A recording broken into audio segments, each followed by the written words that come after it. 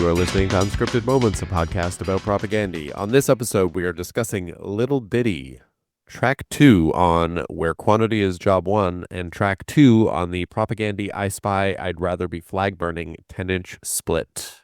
Yes, an intense conversation we're about to have about this overwhelmingly important song in the Propaganda discography. The other day, I was listening to the Quantity compilation, and Little Ditty came on, and I realized we've never done an episode about it. And so I asked the Discord people if we had to do one, and they said that Little Ditty is, I believe the direct quote is essential. So apparently this is a far more important track than I was ever really considering. What are your thoughts on that? I think it's only right that we spend at least 3 hours talking about the song. Okay, well, deal. 3 hours incoming. Do you like Little Ditty? I love Little Ditty. Let's be clear. We're not talking about Ditty Little Ditty. We're talking about Little Ditty from the record. I don't want anyone to clip my sound bites saying that I like any form of Ditty. Yeah. This is track 2 on 2 Propaganda releases, the Flag Burning 10-inch split with I Spy and the Where Quantity is Job 1 compilation. We got a cover for this song, if you can believe it. You know how I love including cover songs on our episodes? Well, we got one. Who did this cover?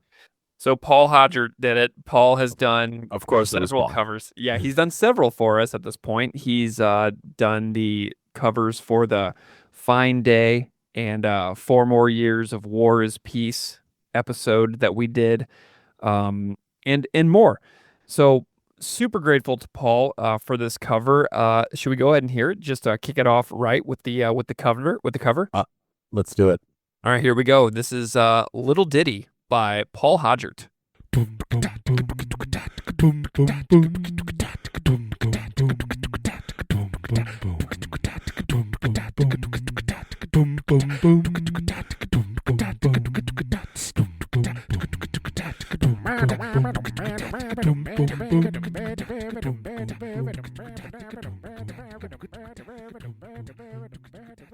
Okay, what'd you think about that, Steve? That was wonderful. Thank you so much to Paul for, I'm sure he spent countless amounts of time on that, so I appreciate all of Paul's hard labor he did to create that. So Steve, we have some other stuff going on in the world. We'll get back to Little Ditty in a few minutes, but yeah, what are your thoughts here? Some breaking news, if you will. Right. The Buffalo Bills are headed to the AFC Championship. In Kansas City against the Kansas City Chiefs. They're going on the road. So we've had a couple of home games in the playoffs against the Denver Broncos and the Baltimore Ravens. Squeaked out a win against the Ravens. It was a nail biter, man. It was terrifying. Yeah. It was so scary watching that game. Yeah, I wasn't there. I stayed home with the kids that night. And so I was just on the couch and, doing parenting stuff and hanging out with the kids. And so I wasn't feeling the tension of the stadium, but the crowd was incredible. The noise was deafening through the television, and the crowd was so contributing to the defense in that game that it cannot be overstated how important it is that a home crowd be loud when the other team is on offense, that they can't hear themselves think, and their communication breaks down. And I think that's why we won. I think a huge part of the victory was the home crowd. It would have been an unbelievable game to be at, for sure. Mm-hmm. Do you think we should start having ads on the podcast so we can fund our Buffalo Bills tickets? Maybe, yeah. I know that whenever we started this podcast, we were never going to ask anybody to rate, review, subscribe, or donate or pay, and we've never run any ads on the podcast. But now that we have this problem on our hands of enjoying professional sports, maybe we'll throw all values out, throw the baby out with the bathwater, and we'll just become, this will become a profit-seeking endeavor. And, I think that's the direction we're headed, Steve. I mean, I feel like I could do like we're do who do we get an ad for like the online make your own will or something? Yeah, I mean that would Uh, actually be really funny if we were like the Vegas Elvis agency that does marriages. Maybe we can get them to run ads or something like that, you know? like, do not leave your family unprepared in times of crisis.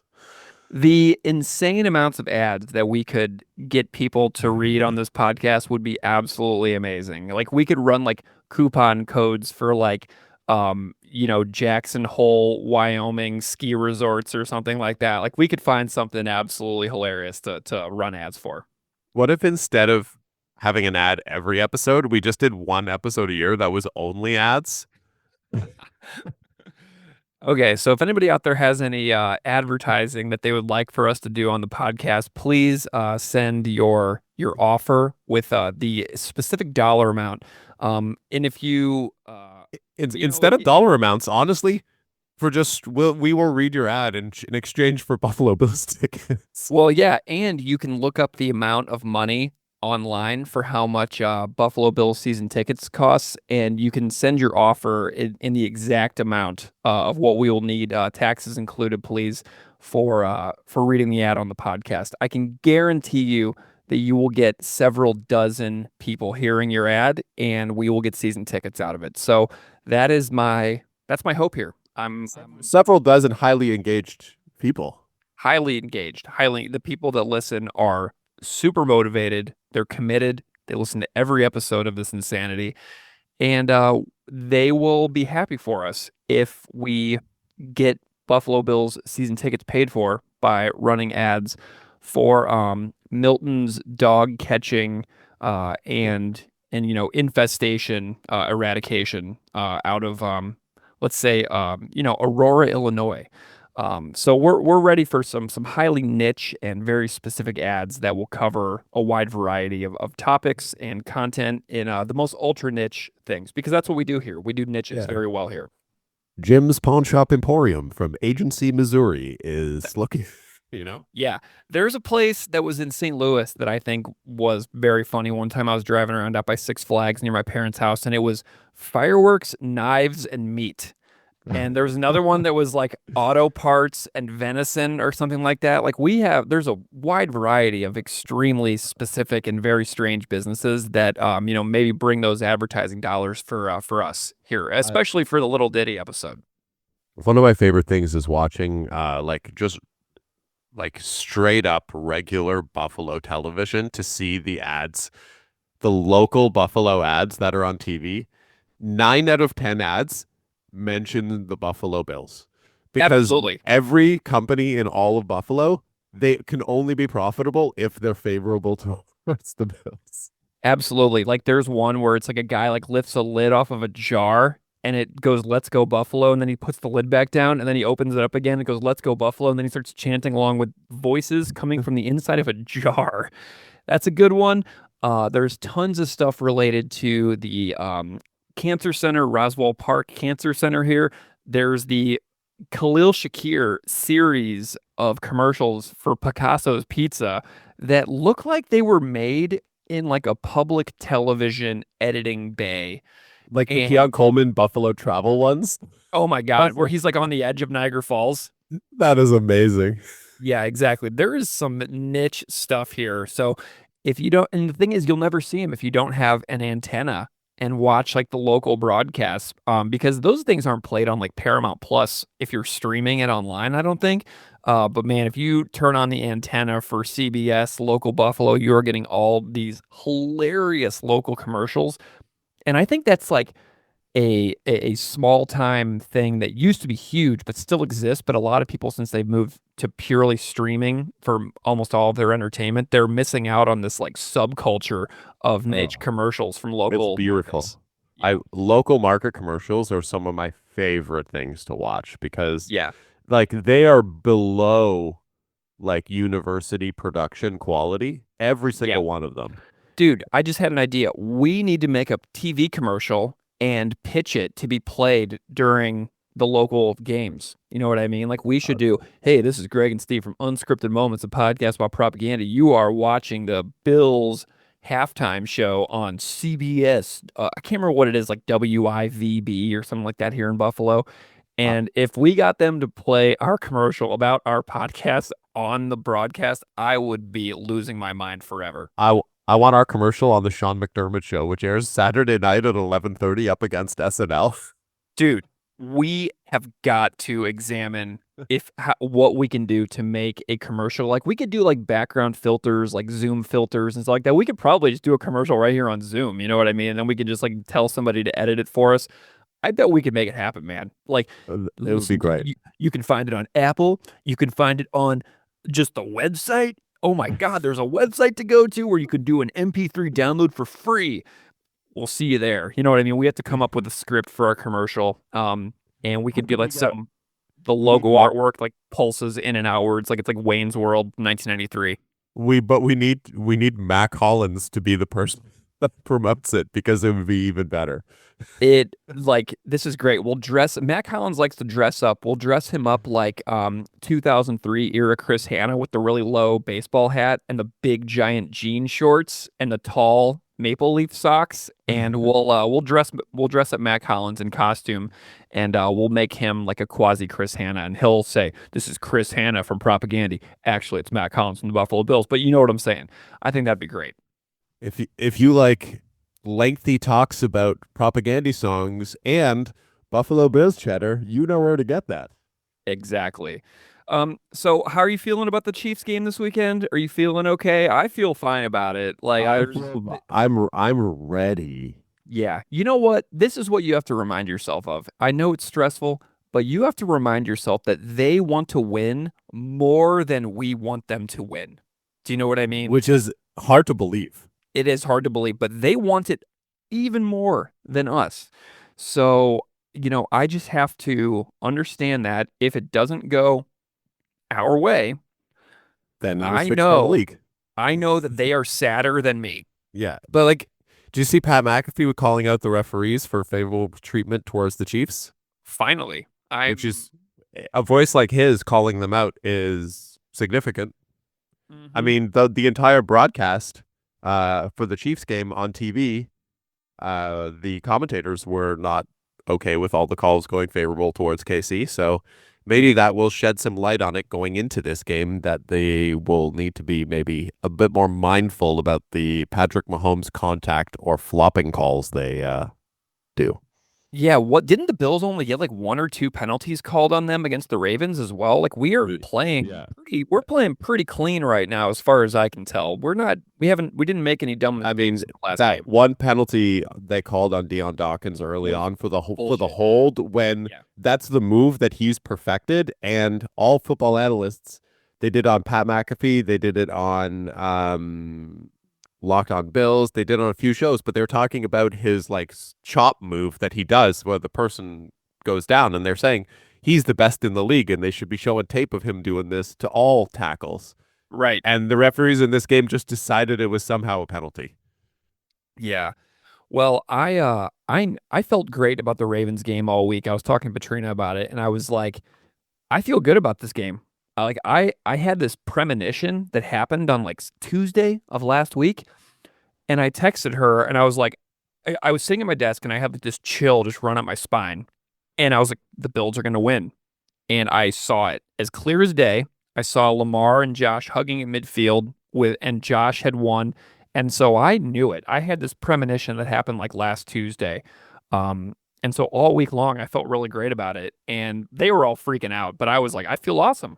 And so I felt It's so good about it. unusual. I know. So I'm not used to you being that optimistic. Usually I'm not, but for some reason this year, I mean, maybe it's the fact that they just went 10-0 at home for the entire season. So they're undefeated in that stadium. So they don't have a great road track record from earlier this season, but we have the healthiest offense and defense in the entire NFL right now, as far as I can tell.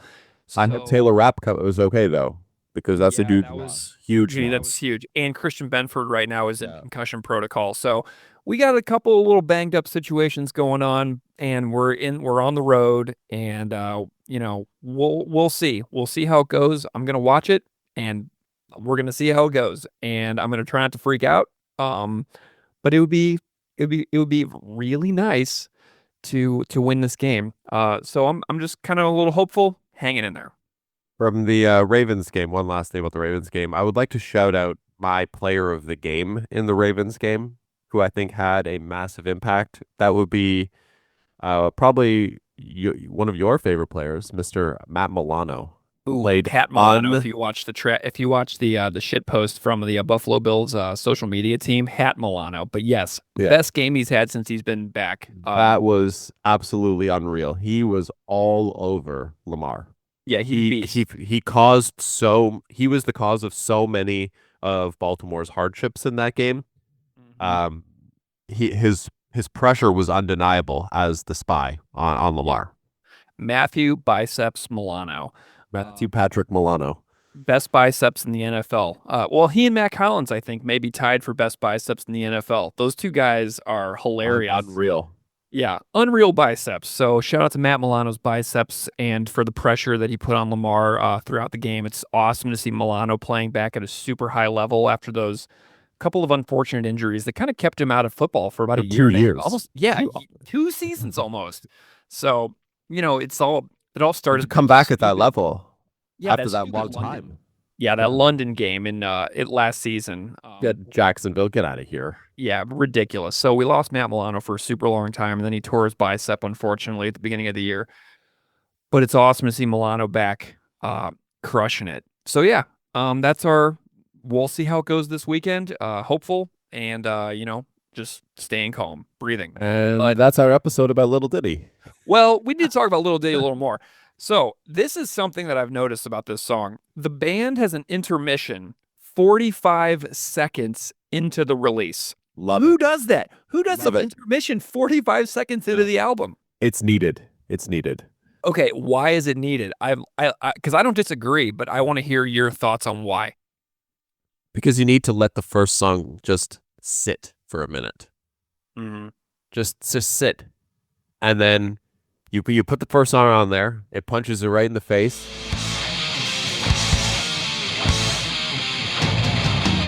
There was nothing remotely romantic about it. No hand-me-down sob stories. There's no genetic. So what was so goddamn important? That I found the head yourself. It's in every one of my convictions. 6 years. Mutually reassured of my consistency.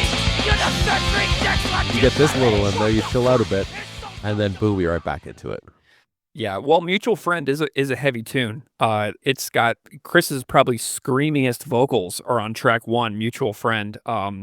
And shout out to Matt Milkowski, who made one of the best cover songs this podcast has ever seen about Mutual Friend. If you haven't heard that cover, go back and find our Mutual Friend episode because Matt's cover of Mutual Friend is awesome. There was nothing remotely romantic about it. No hand-me-down sob stories, no genetic. So what was so goddamn important? So I accept your explanation for why an intermission is needed 45 seconds into the release. What do you like about Little Ditty? I mean, I like that it stands out. It's like this is going to sound insane, but it's maybe the standout moment of the record. It's so catchy, isn't it? Yep. It's really, really catchy. Now, in an alternate universe, so this song leads into the 10-inch split version of I'd Rather Be Flag Burnings, and we thought the nation states were a bad idea. Okay? In an alternate universe, what if Little Ditty makes Less Talk More Rock instead of Public Disservice Announcement leading into and we thought the nation states were a bad idea? Which version, which interlude is more effective for nation states? Is it this one or Public Disservice Announcement that made the record? I think Public Disservice Announcement, just because I don't know if I would change any of the sequencing on that. Okay. So you like the fact that there's the story and behind leading into it, because the thing is about Less Talk is that it's idea dense, right? And I like that. Okay. I think it's important that it is, because that album being idea dense, what is a lot of people's entry point into the band is that record. And I think it being idea heavy is important because it, as an entry point to the band, it's the point that's going to get everyone thinking and doing research and talking and doing everything most on their own. So I think it being idea heavy is very important, and I think the sequencing of it is ideal. Okay, because something that I really like about Public Disservice is that it does introduce people to an important thing happening in the world, and that's petroleum extraction and marginalization of people around the world for the expense or at the expense of their, natural habitat and environment for our public consumption to drive our cars and fly our planes and make our plastic products. And so it does introduce that idea into Less Talk More Rock in a way that Little Ditty does not for I'd Rather Be Flag Burning. So I'm good with that. I'm good with leaving Public Disservice on the record instead of switching it out for this. But this is a fun little one, man. It's got some good ride cymbal action. It is. The ride cymbal is popping. It really is. Ding, ding. He's hitting that bell. Real nice. Real nice. So just a little bit of details. I've got the quantity compilation here. And we know this is track 2 from I'd Rather Be Flag Burning. And the commentary on the inside of the quantity liner notes says, tracks 1 through 7 were recorded and mixed in 2 days a long time ago at God of Thunder Studios by Paul James, Tim Clark, and Chris Brett. Yes, that's right. Even with 3 sets of objective ears, somehow no one bothered to tell me that my vocals hovered somewhere between asinine and hilarious. Listen to track 4 and ask me again why I have no self-esteem or brain. So, hilariously, Chris does not like his vocal performance on this album, which makes Little Ditty most likely, if I had to predict, Chris Hanna's favorite song on this split from Propagandy's contributions to it. So I bet that Chris really likes Little Ditty compared to the rest of the record because he openly despises the vocal performance. What is the how many times has Little Ditty been played live? That's a great question. I mean, I wish I would have gone on setlist.fm, but I mean, back in the 90s, they may have busted this out a couple of times here and there, Just over like with they busted it out while he antagonized the audience. I'm not seriously. How funny would it be if Propaganda came on stage in Europe in a couple of months and opened with Little Ditty into nation states? Like, that would be sweet. If I had the ability to write Propaganda set lists, things would get completely crazy.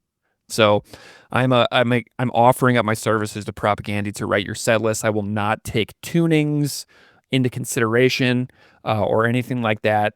So you'll be tuning for 3 or 4 minutes, most likely between every single song, because my sequencing will be perfect regardless of tunings. You know what? More tuning at shows. More, yeah. And don't talk to the crowd between shows. Tuning and no talking, and it'll be 4 or 5 minutes between every single song. Honestly, just put an episode of Garfield up on the screen behind you. I'm good. It's gonna be really, really awkward.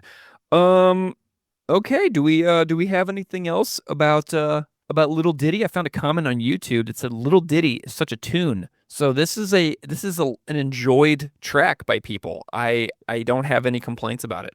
Is it the unsung hero of the record? Yes. We're going with yes, okay? The judgment has been passed. Little Ditty, unsung hero of I'd Rather Be Flag Burning and Where Quantity is Job Number 1. And I'm really delighted that we decided to make an episode about it.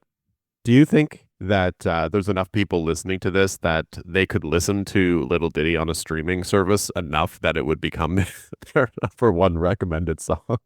That would be incredible. Unfortunately, Little Ditty does not appear on streaming because Quantity and Flag Burning are not on any streaming services. So it's impossible for that to happen because the band, they should just put it on streaming.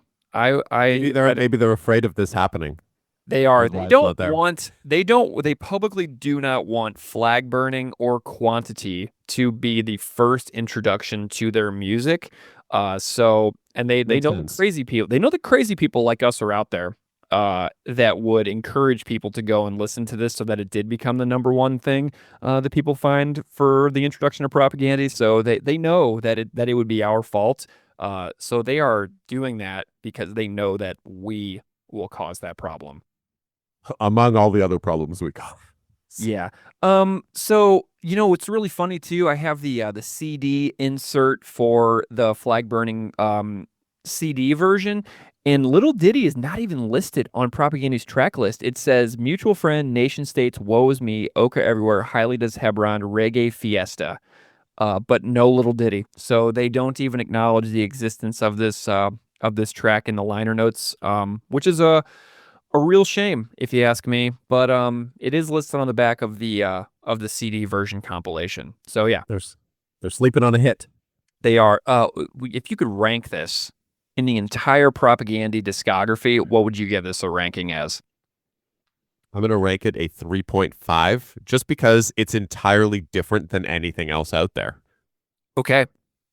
I'm gonna. I hadn't even thought about the ranking, but I am going to just say yes and agree with your ranking. So I'm a yes man here. Great. Well, that's our episode on Little Ditty from a couple of releases. It's so important that they released it twice. And do not clip any of our sound bites talking about any form of sized ditty. Right. Well, we also have to clarify here that it's Ditty, Ditty. Ditty. With T's. Okay, well, thank you so much for listening to Unscripted Moments, a podcast about propaganda. Our episode on Little Ditty with 2 T's. And if you want to email us to tell us how much you hated this and how much we just wasted your time, you can at propagandapod@gmail.com. Or if you would like to buy us Buffalo Bills season tickets, I can tell you the exact dollar amount, including taxes, how much we are looking for. So that is the amount that it will cost you to run your ad for Marvin's Butterfly Knife Emporium from Little Rock, Arkansas. Marvin, hit me up. If Marvin wants his ad to be 3 hours long, I will do a 3-hour long ad for Marvin for Buffalo Bills. 100%. I will raise you a 7-hour ad. It'll be an audiobook length advertisement for Marvin's Butterfly Knives Emporium. All right, everybody. We'll see you next time. Thank you so much for being here. Go Bills.